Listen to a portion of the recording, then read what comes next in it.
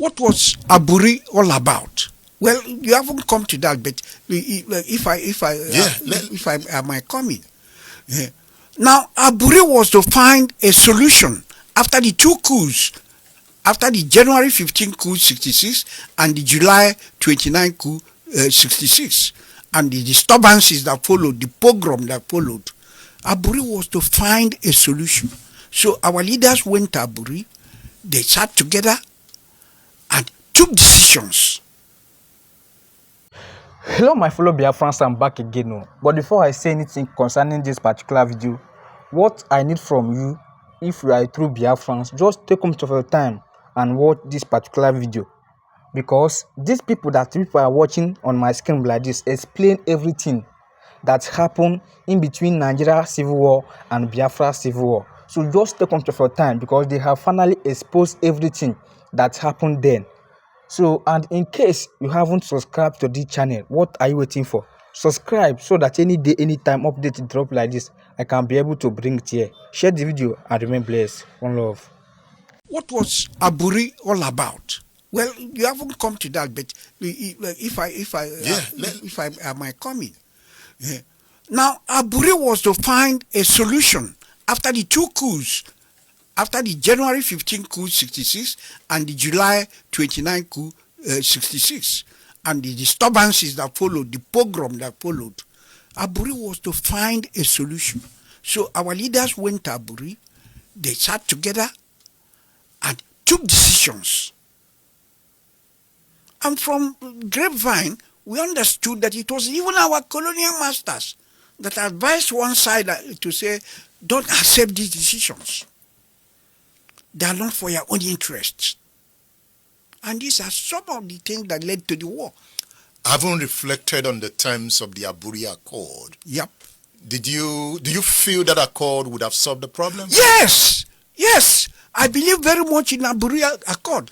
The Aburi Accord is still what a lot of us are pursuing today. We are still saying, when you hear true federalism, it is all about Aburi.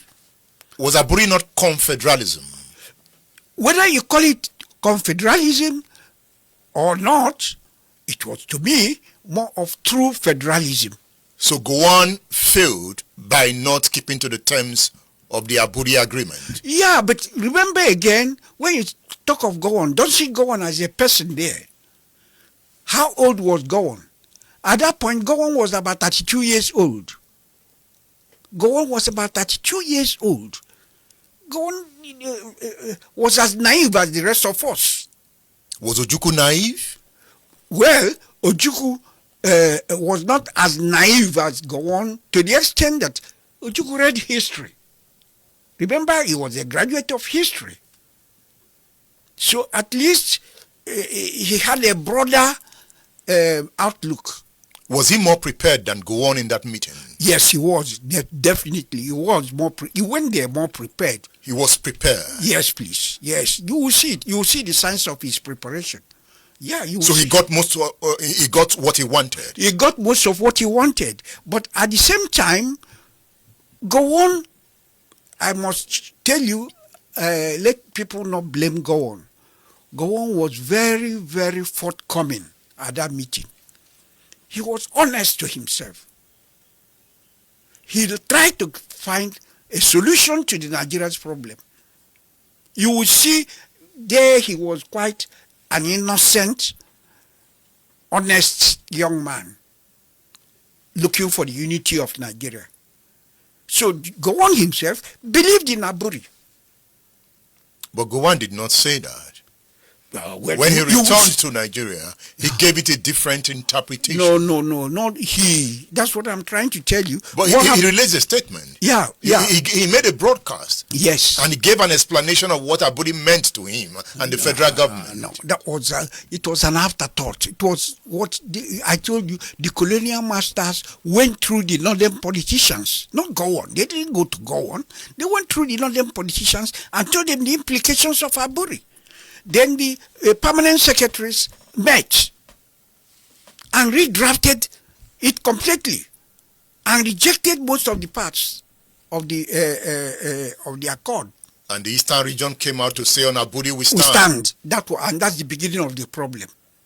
That is it. That was where we lost hope, because we saw immediately they came back from Aburi and we heard how they went to Aburi. Everybody felt now Nigerian problem has been solved. But after these negotiations or consultations, the federal government came out with a statement that no, that's not what they meant.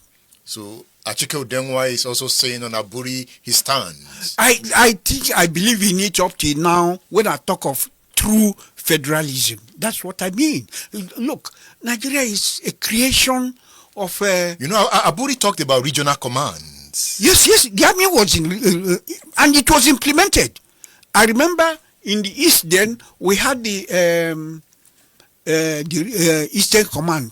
Eastern Regional Command under Colonel Hilary Njoku. In the West, they had Western Regional Command under, I think, Colonel Olufemi Olutoye was the commander of the Western Command.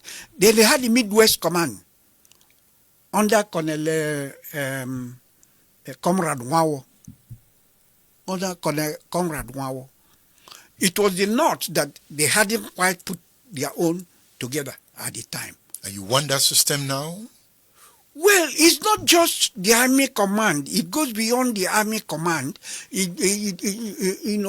Now the army command is not the most important thing in terms of whether it goes regional or not. But what we are saying, now we have 36 states that we should be able to decentralize government. Let me use that word, decentralizing government. What I would mean would be that we have to reduce the items on the exclusive legislative list in the constitution.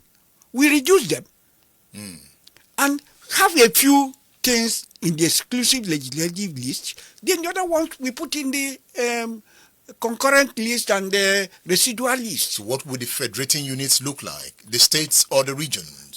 Well, this is another. It's all is subject to negotiation.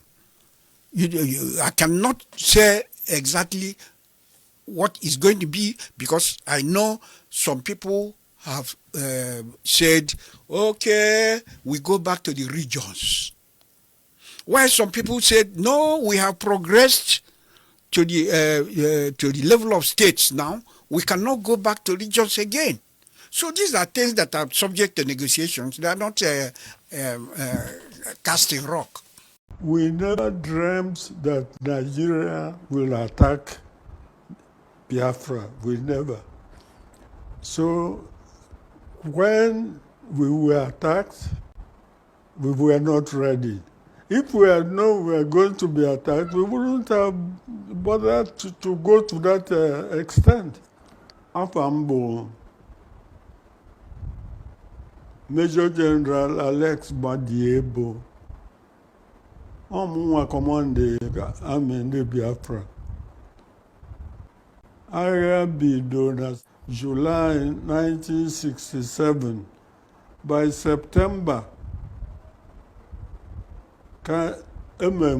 commander, that's Owanabo, Kanulara, Mbudi commander.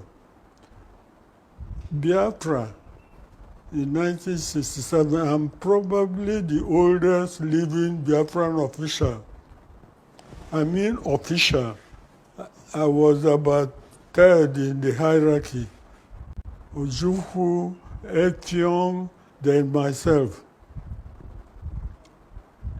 I know that the aim of Biafra then was to find a way of protecting the Igbos. There was a lot of killing, and thousands, if not millions of Igbos were in the East, some without hands or legs or head even.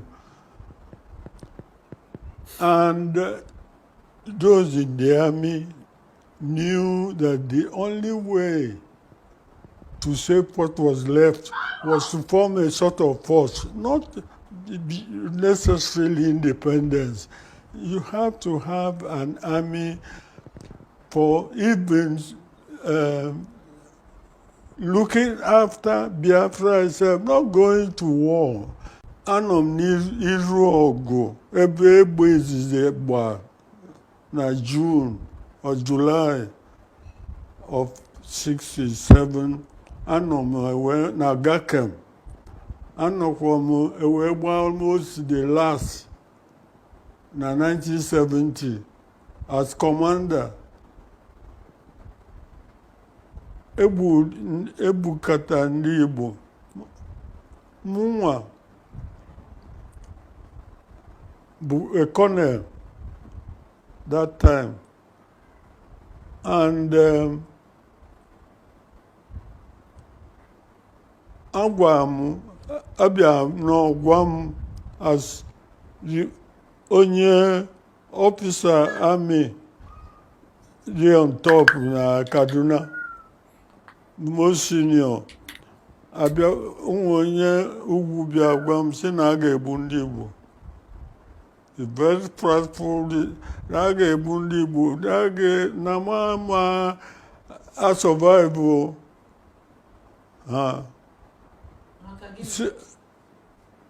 Na ndị ugwu a decide go na a ga-egbu ndị Igbo niile maka na egbu Sadona. Eme coup, first coup. So mụnwa ba aeroplane jegwe Ironsi. Ka bụ mbido agha jegwe Ironsi si na nekwu ife ikwu na a ga-egbu ndị Igbo. Na egbuchesie ndị ugwu declare independence. Gbajie bridge jeba, gbajie nke Makodi, declare that facts, figures. Ironsi ọkpọ that time onye isi police army, ugwu Hausa, onye ndị niile onye ya na-anọ n'ọfịs Brigadier Johnson ọgwụgwọ ọsịm fukwa efe nkwu kpọọ ndị ugwu nọ ndị mụnwa accused agba m na nzuzo.